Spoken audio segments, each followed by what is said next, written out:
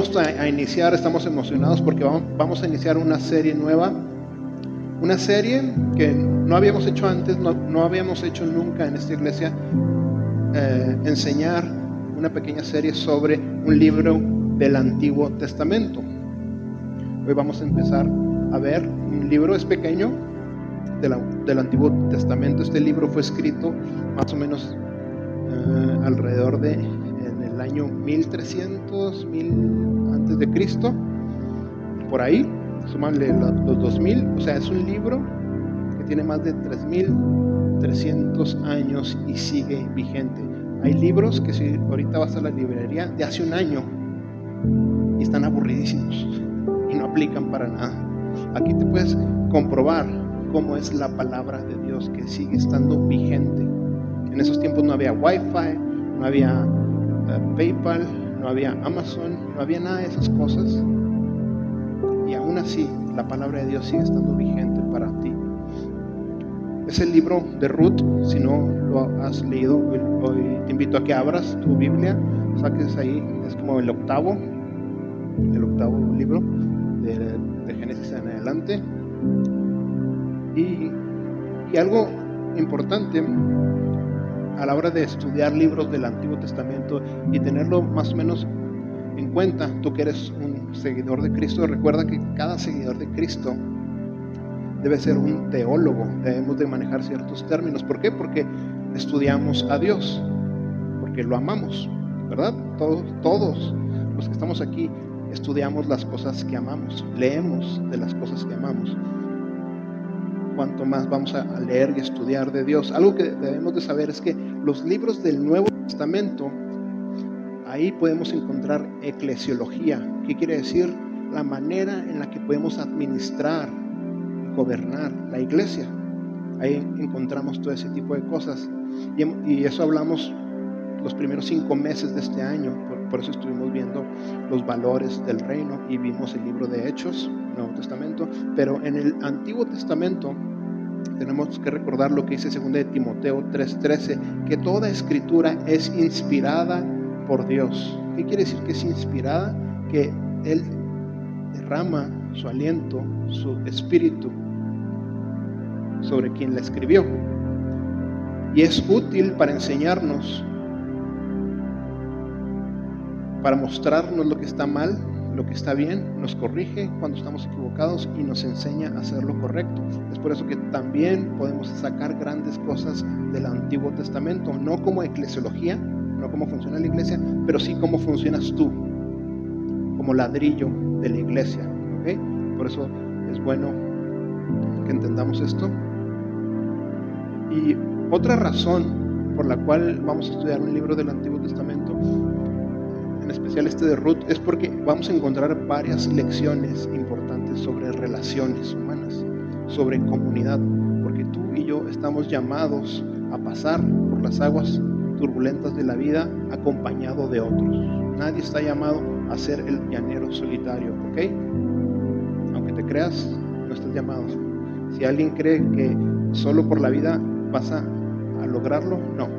Y necesitamos aprender ciertas cosas sobre la manera en la que nos relacionamos. Cuanto más nosotros que somos una iglesia. Es por eso que es importante que te vayas involucrando a la medida que sea posible en los grupos que estamos creando, en el de mujeres, en el de jóvenes, próximamente en el de hombres. No te asustes, no van a ser grupos que te van a absorber, simplemente una vez cada cuando, pero vas a encontrar cosas muy valiosas. Y la razón más importante, la tercera razón por la cual vamos a hablar de este libro, por la cual Dios nos está indicando hablar sobre este libro, es porque vamos a encontrar que cada libro del Antiguo Testamento nos guía siempre a Jesús. Cada libro del Antiguo Testamento habla de un Redentor que está por venir. Y este libro nos va a llevar a ese Redentor de una manera muy especial respecto a nuestra esperanza y la redención. Entonces, si tienes ahí el libro de Ruth, vamos a leer Ruth, capítulo 1, versículo 1, del 1 al 5. Hoy va a estar fácil, ¿ok? Voy a leer, después oramos, después empezamos con lo que Dios tiene para nosotros. Voy a leer de la Nueva Traducción Viviente, ¿ok? Dice: en los días en que los jueces gobernaban Israel, una hambre severa azotó la tierra. Por eso, un hombre de Belén de Judá dejó su casa y se fue a vivir a la tierra de Moab, junto con su esposa y sus 2 hijos. El hombre se llamaba Elimelec y el nombre de su esposa era Noemí. Sus 2 hijos se llamaban Mahlón y Kelión. Eran efrateos de Belén, en la tierra de Judá. Así que cuando llegaron a Moab se establecieron ahí.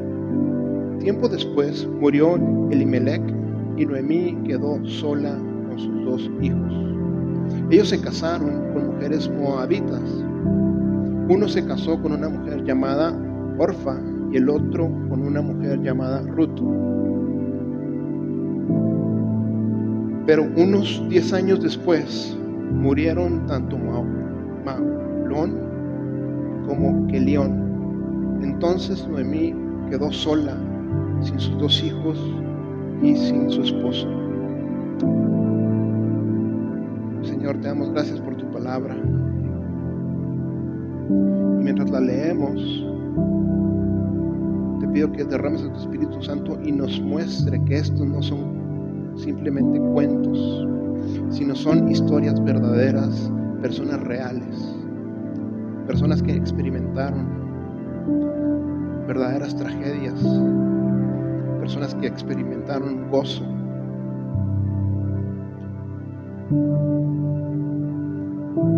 Y te pedimos que de la misma manera en la que tú estuviste con ellos, hoy tú hagas ver a tu pueblo que tú estás con ellos en sus tragedias. Muéstrales que te importan. Te pido que traigas sanidad, salvación, restauración. Aquellos que en estos momentos puedan estar desanimados. Si alguien no te conoce aún, te pedimos que hoy te conozca, que entiendan el Evangelio de Jesús y coloquen su esperanza en Cristo. Te lo pedimos para tu gloria, Señor. Amén. Imagina 2 mujeres que son contratadas en una maquiladora y las 2 tienen condiciones muy similares. Ambas tienen la misma educación, ambas trabajan 8 horas, ambas tienen que estar en este trabajo aburrido de ensamblar 3 piezas. Hace calor en su entorno, hay ruido, las circunstancias son las mismas, trabajan las mismas horas, los mismos descansos, solo que una de estas mujeres está frustrada y la otra está emocionada. Una dice: odio este trabajo, mi vida es horrible, y la otra dice: está bien. Y eso tiene que ver porque a una de ellas, cuando lo contrataron, le dijeron: al final del año te vamos a pagar 14,000 pesos. Pero la otra mujer le dijeron: al final del año te vamos a pagar 20 millones de dólares. Esto nos demuestra que no importa tus circunstancias, lo que importa son tus expectativas. Puedes poner a 2 personas con las mismas circunstancias. Todos ustedes son de Chihuahua. Se puede decir que en general tenemos las mismas circunstancias. Pero todos tenemos expectativas y depositamos nuestra esperanza en cosas diferentes. Y esa es la diferencia, porque algunos andamos por la vida frustrados y por otros podemos andar por la vida con las mismas circunstancias adversas, pero en el corazón contento, con contentamiento. El mismo ambiente, pero diferentes expectativas del resultado final. La manera en la que experimentan el trabajo de hoy está radicalmente ligado a la expectativa del futuro. El punto de esto es, no te quiero decir que todos necesitamos una promesa de $20 millones al año. Yo sé que todos queríamos eso, pero tenemos que entender que la Biblia nos dice, de hecho la Biblia nos dice que jamás debemos depositar nuestra esperanza en el dinero. Lo que tenemos que entender es que la manera en la que experimentamos las circunstancias en el presente está totalmente formada por cómo vemos que será nuestro futuro. La manera en la que tú hoy te relacionas con tus circunstancias está totalmente ligado en la manera en la que piensas del futuro. Está totalmente ligado a tu esperanza. Y la pregunta que tengo para ti hoy es, ¿cuál es tu esperanza? ¿En dónde estás ligando tus expectativas del futuro? ¿En qué cosas? Y eso, en donde estás poniendo tu esperanza, las expectativas de tu futuro, ¿es suficientemente fuerte? ¿Suficientemente estable? Para mantenerte avante a lo largo de las peores circunstancias. Esa es una buena pregunta. Porque nos damos cuenta que no importa tanto las circunstancias de hoy. Lo que importa es en dónde tienes depositada tu última y máxima esperanza. Hoy vamos a empezar a ver esta historia de dos mujeres que compartían las mismas circunstancias, pero sus vidas tomaron rumbos muy diferentes, y la diferencia fue en dónde tenían depositada su confianza. Mis hermanos, tenemos que saber, y de hecho la Biblia nos revela, que la vida no te asegura que tus circunstancias siempre van a ser placenteras. Tampoco nos asegura que nos van a dar un billete, un cheque de $20 millones al final del año. La Biblia no nos dice eso. Pero si leemos la Biblia, la palabra de Dios, vemos que sí nos ofrece una esperanza por la cual vamos a poder pasar por el medio de las tribulaciones y pruebas de la vida. Y no solamente vas a poder pasar, sino que mientras pases vas a ser transformado para que al final de que pases por esas circunstancias no salga algo amargo, sino salga algo mejor. Generalmente el mundo, cuando pasa por una circunstancia difícil o una prueba, sale más amargado. Pero para el cristiano hay una esperanza que te asegura que mientras pases por las circunstancias difíciles de la vida vas a salir mejor. Te pregunto, esa circunstancia adversa, ¿qué te está produciendo? ¿Una persona más amargada o una persona más dulce?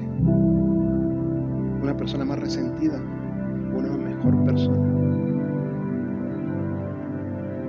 Porque si te está produciendo ser una persona más amargada, por más que te digas cristiano, quiere decir que tu verdadera esperanza está en una cosa que no es Dios.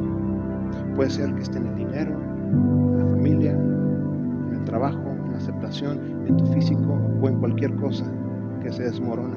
Por eso te estás amargando. Hoy vamos a iniciar a estudiar un libro donde vamos a aprender sobre qué es la esperanza.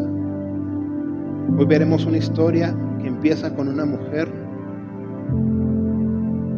que está experimentando las peores circunstancias, está experimentando la muerte, está experimentando la dificultad, pero termina en gozo y redención.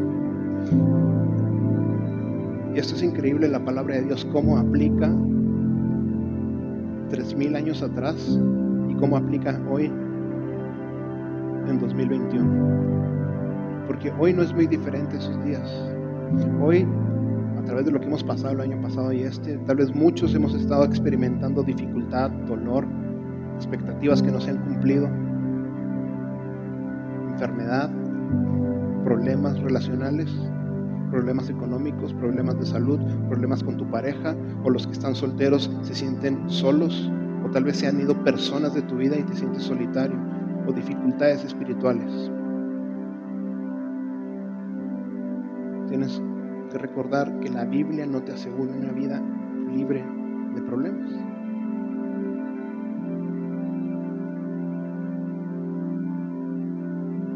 Y tampoco nos dice que Dios nos va a sacar de esas circunstancias en un minuto. Vemos que no siempre es así. Y tampoco te voy a decir que sonrías y que finjas que todo está bien. Pero lo que sí nos promete la Biblia es que Dios estará contigo y te dará una esperanza que te va a sacar de ese lugar. Gran diferencia, porque la mayoría de la gente, quienes no buscan a Dios, van a experimentar las mismas circunstancias, pero su esperanza la tienen en algo muy finito y no van a poder salir de ahí. Pero para el cristiano, tú tienes acceso a una esperanza que te va a sacar en medio de cualquier situación, en medio de cualquier adversidad. Una esperanza que va a poder sacar de ti bondad en medio del caos, va a poder sacar de ti generosidad en medio de la escasez, va a poder sacar de ti fe en medio del temor, va a poder sacar de ti valor en medio de las adversidades. Eso es el trabajo de Dios en tu vida. Eso es la luz bajo a las tinieblas. Eso es Emmanuel, Dios con nosotros. Eso es el resultado de Jesús en tu vida. Hoy no vamos a hablar de Ruth, como se llama el libro. Hoy vamos a hablar un poquito más de Noemí.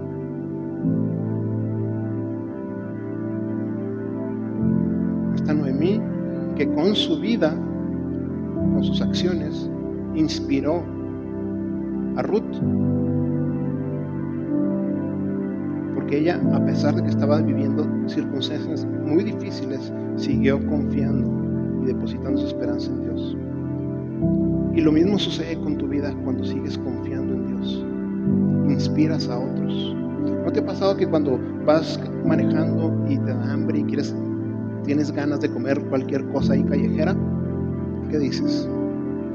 El lugar que está vacío apesta. Y donde está lleno, quiere decir que está bueno. Entonces, ¿qué hace? ¿Qué provoca que otras personas estén ahí? Inspira a que otros lleguen. Lo mismo sucede con tu presencia en la iglesia. Lo mismo sucede con tu fidelidad hacia Dios. Cuando tú sigues estando fiel, presente ahí, como el que está haciendo fila en la línea de los tacos, ¿qué provoca? Que otros se acerquen. Cuando tú sigas estando fiel a Dios, aun cuando las circunstancias son adversas, ¿qué vas a provocar? Que tu esposo se acerque, que tu mujer se acerque, que tus hijos se acerquen, que nuestra comunidad se acerque. Pero si no estamos dispuestos a esperar en la fila del taquero y no llegamos, no vamos a inspirar a nadie. Esta es una lección para nosotros como iglesia. Porque a veces es muy fácil, no me siento bien, este día como que Dios no me ama tanto, como que no gané lo mismo de la semana pasada, gané 200 pesos menos y no te acercas a Dios y dejas de inspirar a otros. Y vemos que Noemí inspiró a Ruth. Después vamos a ver quién es esta Ruth. Fíjate, versículo 1 y 2, qué tremendo. Son pequeños versículos, pero no quiero que lo corto del versículo nos haga perder la importancia y lo intenso de lo que está pasando. En los días que los jueces gobernaban Israel, en esos días todavía no llegaban los reyes, ¿verdad? Israel se gobernaba a través de jueces y sabemos por el testimonio de la Biblia que en esos tiempos pues no eran tiempos muy buenos económicamente, era como ahorita. Una hambre severa azotó la tierra. Por eso un hombre de Belén de Judá dejó su casa y se fue a vivir a la tierra de Moab junto con su esposa y sus 2 hijos. El pueblo de Israel tenía una promesa de que si permanecían fieles a la tierra que Dios tenía para ellos, iban a ser bendecidos, aun cuando fuera difícil Y en esos tiempos había hambruna. Y esta familia vemos que la cabeza no decidió ser fiel. Dijo, yo mejor me voy de aquí. Yo mejor me voy del pueblo de Dios. Y me voy a Moab. Moab representa una ciudad donde estaban los enemigos de Dios. Era un pueblo idólatra que hacían sacrificios, inmoralidad sexual y toda clase de cosas que van en contra de Dios. Pero parecía que allá las cosas estaban mejor.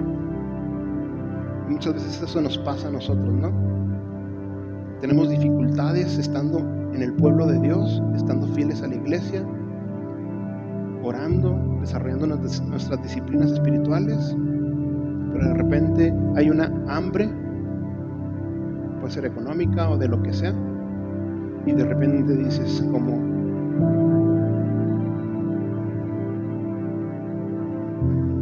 Elimelech, ¿sabes qué? Mejor me voy a ir allá, a Moab. Pues ya sé que se supone que son los enemigos de Dios, pero pues ahí está mejor. Y lo justificamos bien, ¿no? Tengo que proveer a mi familia.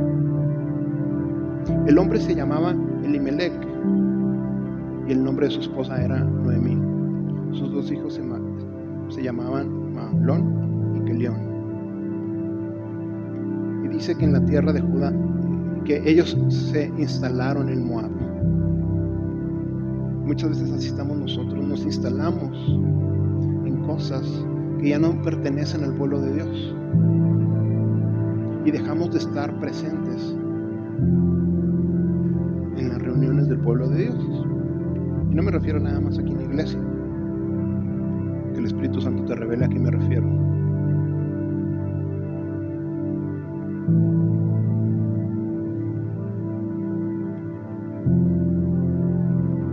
Y fíjate qué curioso, Elimelech, su nombre significa mi Dios es rey.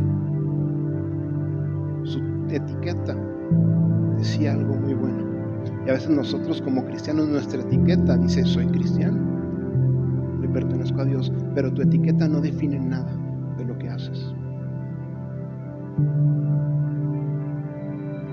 A veces podemos ser como Elimelech, que aunque tengas la etiqueta padrísima de cristiano, él se llamaba mi Dios es rey, pero mis obras, ¿qué hacen? Me hacen renunciar al pueblo de Dios. Y veo como una oportunidad hacer eso que es en contra de Dios. La pregunta es, ¿seguiremos a Dios aun cuando no sea conveniente? ¿Seguiremos a Dios aun cuando sea difícil? Te pregunto esto porque sé que muchos de los que estamos aquí ya no sabemos la Biblia. Pero el hecho que te sepas la Biblia no quiere decir que estemos haciendo lo que sabemos que es correcto. Y una lección aquí es, seguiremos a Dios aun cuando no sea conveniente, cuando sea difícil.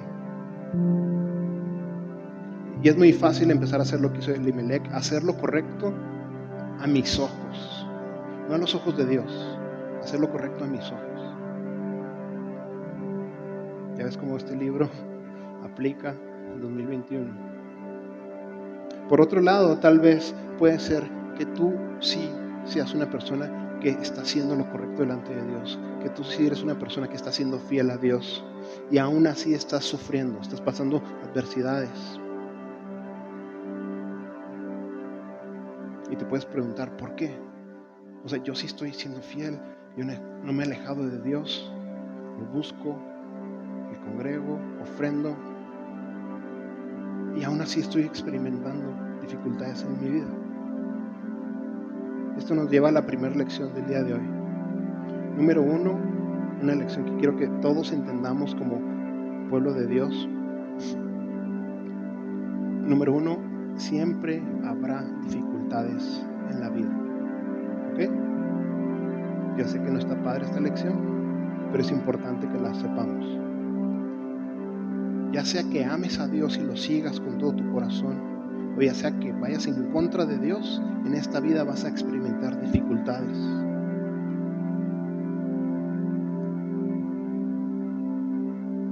Fíjate en Juan 16:33, de hecho es una promesa de Jesús. Él aseguró que íbamos a experimentar dificultades. Les he dicho, a veces nos gusta recibir todas las promesas bonitas, pero también tenemos que entender las otras promesas. Les he dicho todo lo anterior para que en mí tengan paz. Aquí en el mundo tendrán muchas pruebas y tristezas. ¿Ok? Lección 1. Apuntado. En este mundo vamos a tener pruebas y tristezas, pero anímense porque yo he vencido al mundo. Jesús está diciendo lo que hemos estado desdoblando hoy. Que nosotros, el pueblo de Dios, a pesar de que también vamos a experimentar pruebas y tristezas, adversidades, a nosotros Él nos va a dar la victoria, siempre y cuando Él sea nuestra esperanza. Te digo esto porque tenemos que entender y madurar nuestra teología y saber que en ocasiones, aunque hagas lo correcto, nos va a ir mal y que no siempre vamos a tener la razón por qué nos está yendo mal.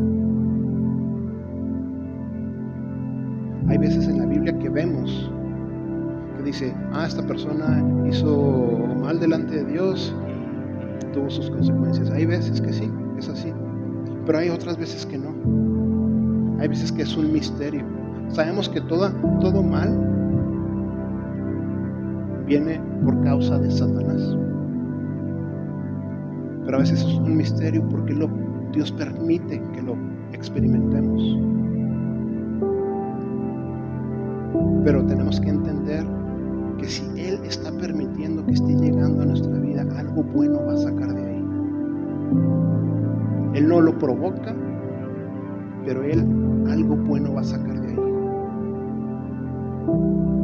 Tenemos que entender que Satanás está acá y Dios está infinitamente arriba. Los mejores golpes de Satanás no son nada contra Dios.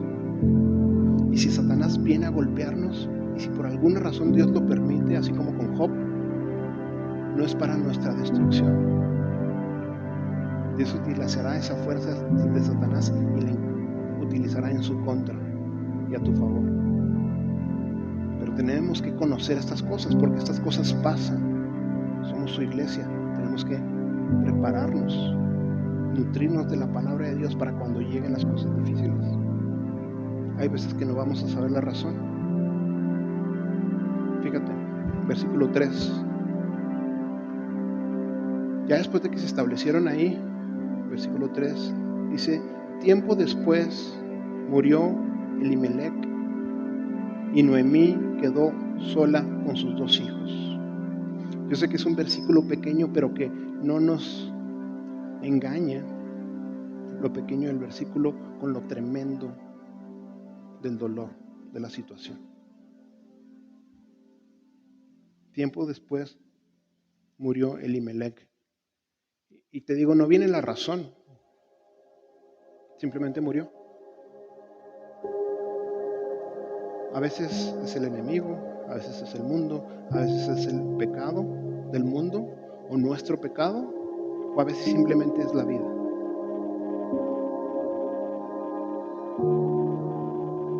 Tenemos una mujer que está experimentando tragedia. Fíjate versículo 4. Y Noemí quedó sola con sus 2 hijos. Qué tremendo perder a tu esposo. Después pones toda tu esperanza en tus hijos, ¿no? Versículo 4 dice, ellos se casaron con mujeres moabitas. Parecía que todo iba bien.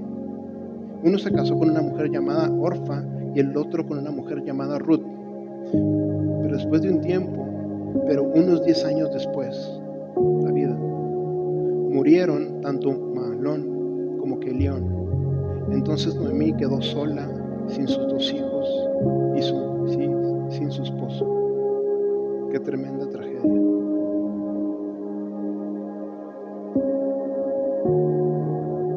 Una mujer que está experimentando lo peor de la vida. Y no se llega en esa sociedad. No es como ahorita, que las mujeres de perdido se supone que tienen ahí unas prestaciones, unas leyes que las protegen, les pueden dar trabajo. En esos tiempos era aún peor que hoy. No tenían seguro social, no tenían quien les diera empleo. Si no eras joven, olvídalo.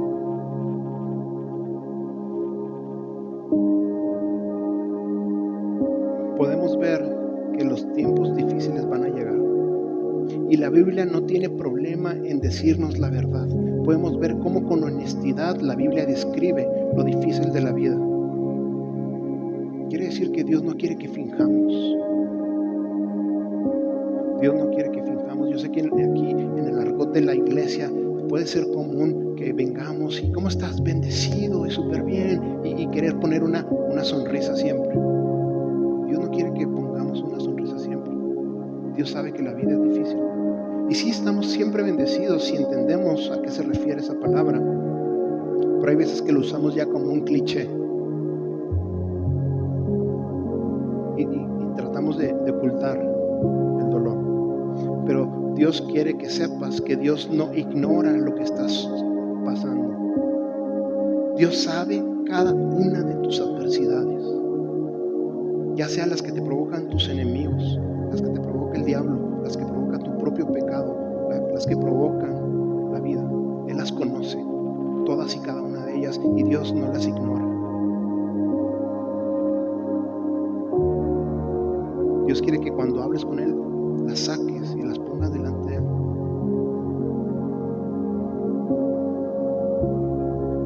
Me gusta como dice el Salmo 56:8.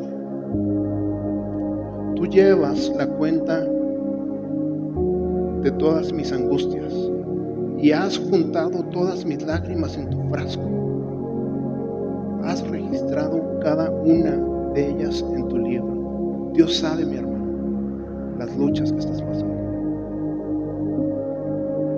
Dios sabe que aunque está escrito en 2 rengloncitos, Él conocía todo el dolor que estaba experimentando Noemí.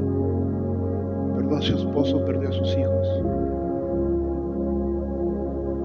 Entonces habrá tiempos difíciles, pero tienes que saber que Dios lo ve. Y Dios no quiere que finjas.